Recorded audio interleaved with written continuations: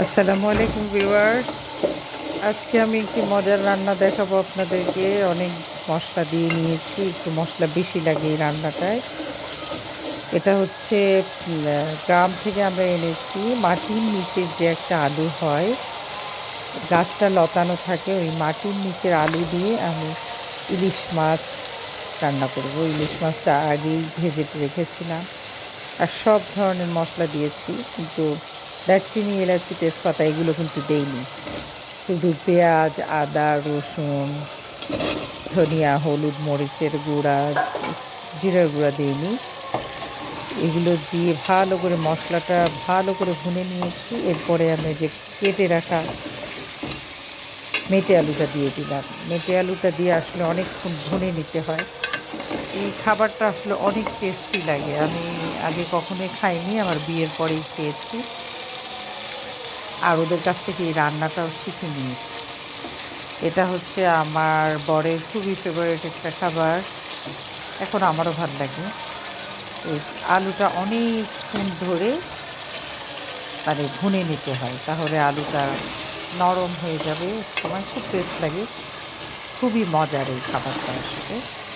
দেখেন, মশলাটা কিন্তু অনেক দিতে হয়, তেল মশলা অনেকটা মাংসের মশলার মতো তেল মশলা, কিন্তু মাংসের ওই দারচিনি, এলাচি এগুলো দিবেন না। এগুলো দিলে ইলিশ মাছের ঘ্রাণটা থাকে না, ভালোও লাগবে না খেতে। তো এইভাবে আমি আসলে এটা রান্না করি। এটা খেতে অনেক মজা লাগে, অনেক বেশ করে ভুনা হয়ে গেলে মানে সময় নিয়ে রান্না করতে হয়। এটা হচ্ছে একটা কুষ্টিয়া অঞ্চলের খাবার, কুষ্টিয়া চুয়াডাঙ্গা অঞ্চলের খাবার। অনেকেই এই মেটে আলুটা খেতে জানে না, আমি তো জানতাম না। খাওয়ার পরে দেখলাম এটা আসলে অনেক টেস্টি হয় খাবারটা, অনেক মজার। ভুনা হয়ে গেলে আমি পানি দিয়ে নিলাম। এরপরে কিন্তু আসলে আমি ঢেকে দিব। ভালো করে উতলালে ঢেকে দিলে তারপরে একসময় দেখা যায় যে মেটে আলুটা একেবারে সিদ্ধ হয়ে যায়, মশলাগুলো সব মেটে আলুর ভিতরে ঢুকে যায়, তখন ওই আলুটাই খাওয়া যায় না। আমার মাছ কিন্তু ৩-৪ পিস ছিল। আমি মাথা, তারপরে আরও যে কাটাকুটা লেজ, এগুলো সব ভেজে নিয়েছিলাম, সব দিয়ে রান্না করলাম। তো খাবারটা আসলে অনেক টেস্টি হয়েছে। এক এক জেলার এক এক রান্না, এক এক দেশের এক এক রান্না।